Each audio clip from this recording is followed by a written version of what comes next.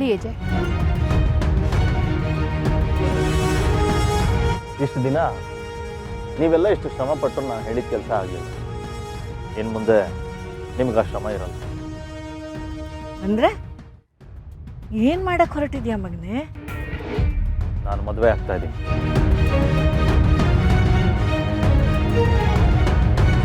ಆದರೆ ಅಜಯ್, ಇನ್ನೂ ನಾವು ಹುಡುಗಿ ಹುಡುಕ್ತಾ ಆ ಹುಡುಕಾಟ ದಾಟಕ್ಕೆ ನಾಳೆ ಅಂತ್ಯದ ಮುನ್ನುಡಿ ಬರೀತಾರೆ.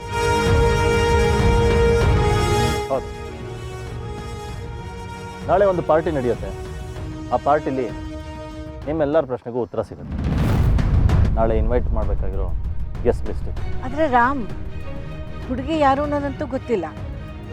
ಅದೇ ಪಕ್ಷ ಸಂಪ್ರದಾಯಕ್ಕಾದ್ರೂ ಹುಡುಗಿ ಮನೆಯವ್ರ ಜೊತೆ ಮಾತಾಡ್ಬೇಕಿತ್ತು ಅಲ್ವಾ? ನಾಳೆ ಎಲ್ಲ ಗೊತ್ತಾಗುತ್ತೆ.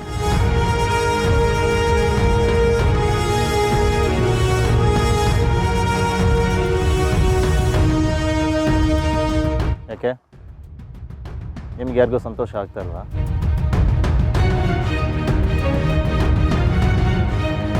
ಸಂತೋಷ ಆಗ್ತಿದೆ ಅಜಯ್, ಆದರೆ ಆಶ್ಚರ್ಯ ಸಂತೋಷನ ಮರೆಮಾಚ್ತಾ ಇದೆ. ಗೆಸ್ಟ್ ಲಿಸ್ಟಲ್ಲಿರೋರು ಯಾರೂ ಮಿಸ್ ಆಗ್ತಾರೆ. ಎಲ್ಲರಿಗೂ ಕಾಲ್ ಹೋಗುತ್ತೆ. ಓಕೆ ಓಕೆ ಅಜಯ್, ಇದರಲ್ಲಿ ಲೀಲಾ ಮತ್ತೆ ಅವ್ರ ಫ್ಯಾಮಿಲಿ ಹೆಸರಿದೆ. ನಾನೇ ಬರ್ದಿದ್ದು. ನಿಮ್ಮ ಮೊದಲನೇ ಕಾಲು ಅವ್ರಿಗೆ ಹೋಗಬೇಕು. ಪಾರ್ಟಿಗೆ ಎಲ್ಲ ವ್ಯವಸ್ಥೆ ಮಾಡಿ.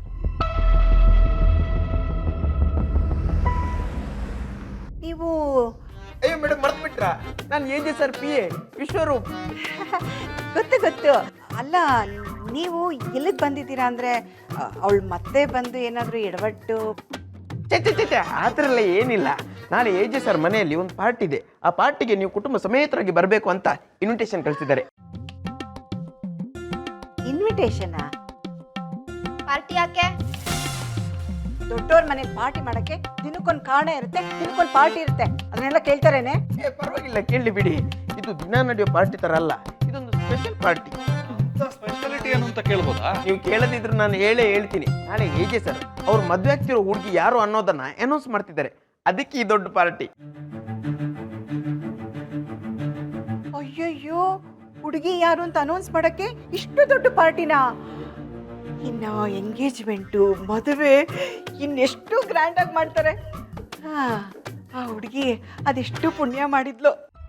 ಏನು ಪುಣ್ಯನೋ ಏನೋ, ಆ ಸಿಡಕ್ ಮೂತಿ ಸಿದ್ದಪ್ಪನ ಮದುವೆ ಆಗೋಕ್ಕೆ ಆ ಹುಡುಗಿ ಏನು ಕರ್ಮ ಮಾಡಿದ್ಲೋ ಏನೋ ಅನಿಸುತ್ತೆ. ಆದರೂ ಅಂಕಲ್ ಮದುವೆ ಆಗ್ತಿರೋ ಹುಡುಗಿ ಯಾರಿರ್ಬೋದು? ಅಲ್ಲಪ್ಪ, ಈ ಪಾರ್ಟಿಗೆ ನಮ್ಮನ್ನ ಯಾಕೆ ಕರೆದಿದ್ದಾರೆ? ನಾವೆಲ್ಲ ಇಷ್ಟು ದೊಡ್ಡ ಮನೆ ಪಾರ್ಟಿಗೆ ಖಂಡಿತ ಬರ್ತೀವಿ.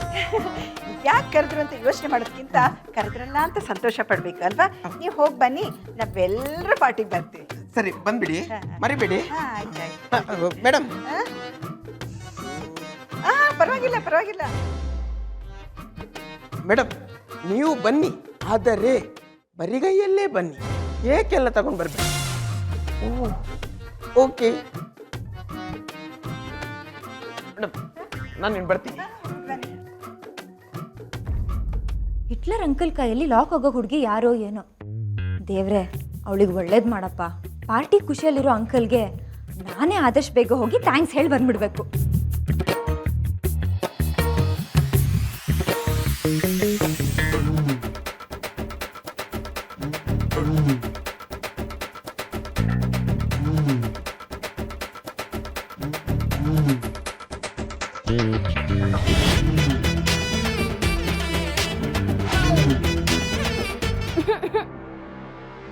ಹೆಲೋ ಅಂಕಲ್,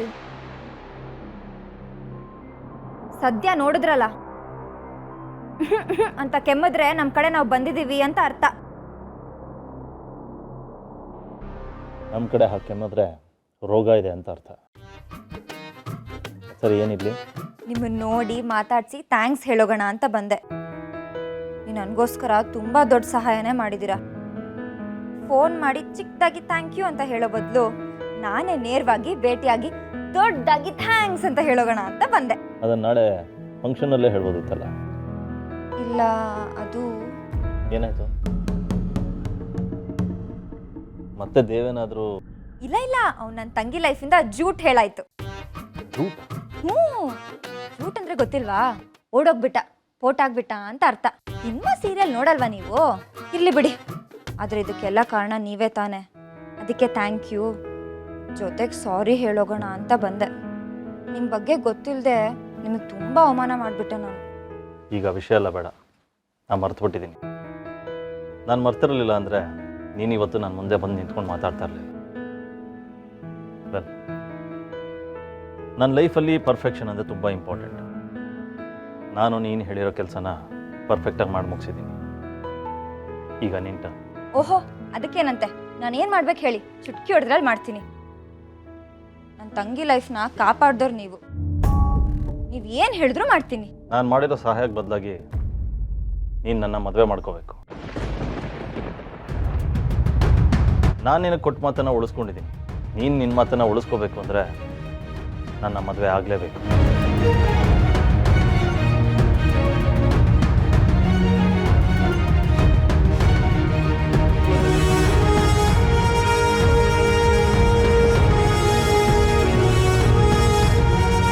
ಅಂಕಲ್, ಏನ್ ಮಾತಾಡಿದ್ರು ಮಾತಿಗೊಂದು ಅರ್ಥ ಇರಬೇಕು.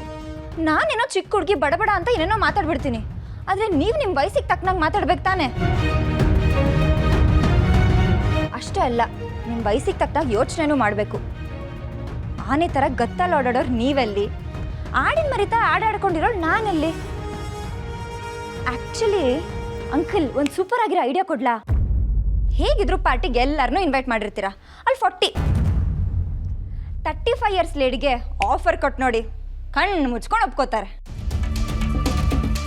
ಆದರೆ ಇದ್ರ ಬಗ್ಗೆ ನನ್ನ ಹತ್ರ ಎಷ್ಟು ಸಲ ಕೇಳಿದ್ರು ನನ್ನಿಂದ ಬರೋದು ಒಂದೇ ಉತ್ತರ: ಆಗಲ್ಲ ಆಗಲ್ಲ, ನನ್ನಿಂದ ಆಗಲ್ಲ. ಚಿಕ್ಕ ವಯಸ್ಸಿಂದ ಎಲ್ಲರೂ ಲೀಲಾ ನಿನ್ನ ಕೈಲಿ ಅದು ಮಾಡೋಕ್ಕಾಗಲ್ಲ, ಇದು ಮಾಡೋಕ್ಕಾಗಲ್ಲ ಅಂತ ಹೇಳಿದಾಗ ನಂಗೆ ತುಂಬ ಬೇಜಾರಾಗ್ತಿತ್ತು. ಆದರೆ ಲೈಫಲ್ಲಿ ಫಸ್ಟ್ ಟೈಮ್ ಬೇಜಾರಿಲ್ಲದೆ ಹೇಳ್ತಿದ್ದೀನಿ, ನಿಮ್ಮನ್ನ ಮದುವೆ ಆಗಕ್ಕೆ ನನ್ನಿಂದ ಆಗಲ್ಲ. ಪ್ಲೀಸ್ ಅಂಕಲ್, ನಿಮ್ಮ ತಲೆಗೆ ಯೋಚನೆ ಹೇಗೆ ಬಂತು ಅಂತ ಮಾತ್ರ ಗೊತ್ತಿಲ್ಲ. ಆದರೆ ಯೋಚನೆನ ನಿಮ್ಮ ತಲೆಯಿಂದ ತೆಗ್ದಾಕ್ಬಿಡಿ. ಹಾಗಂತ ನೀವು ಹೇಳಿದ ಕೆಲಸ ಮಾಡಲ್ಲ ಅನ್ಕೋಬೇಡಿ. ನನ್ನ ತಂಗಿ ಅಂದರೆ ನಂಗೆ ಪ್ರಾಣ. ಅವಳು ಜೀವನ ಉಳಿಸಿದ್ದೀರಾ ಅಂದಮೇಲೆ ನನ್ನ ಜೀವ ಕೊಡೋಕ್ಕೂ ನಾನು ರೆಡಿ ಆಗಿರ್ತೀನಿ. ಆದರೆ ಮದುವೆ ಒಂದು ನಿಮಿಷ ಕೈ ಕೊಡಿ. ಪಾರ್ಟಿಯಲ್ಲಿ ಅಪ್ಪಿ ತಪ್ಪಿ ನಿಮ್ಮ ಬಾಯಿಂದ ನನ್ನ ಹೆಸರು ಮಾತ್ರ ಅನೌನ್ಸ್ ಮಾಡಲ್ಲ ಅಂತ ಪ್ರಾಮಿಸ್ ಮಾಡಿದ್ದೀರಾ. ಪಿಂಕಿ ಪ್ರಾಮಿಸ್ಸು ಬ್ರೇಕ್ ಮಾಡಂಗಿಲ್ಲ. ಅಷ್ಟರಲ್ಲೂ ನನ್ನ ಹೆಸರು ಅನೌನ್ಸ್ ಮಾಡಿದ್ರೆ ಗೊತ್ತಲ್ಲ ನನ್ನ ಉತ್ತರ: ಆಗಲ್ಲ. ಈ ವಿಷಯ ನನಗೆ ನಿಮಗೆ ಅಷ್ಟೇ ಗೊತ್ತಿರೋದು. ಪಾರ್ಟಿಲಿ ಯಾರು ಅನೌನ್ಸ್ ಮಾಡಿದ್ರೆ ಇಡೀ ಊರಿಗೆ ಗೊತ್ತಾಗುತ್ತೆ. ನಿಮ್ಮ ಮರ್ಯಾದೆನೇ ಹೋಗೋದು. ಯೋಚನೆ ಮಾಡಿ, ಅನೌನ್ಸ್ ಮಾಡಬೇಡಿ ಪ್ಲೀಸ್.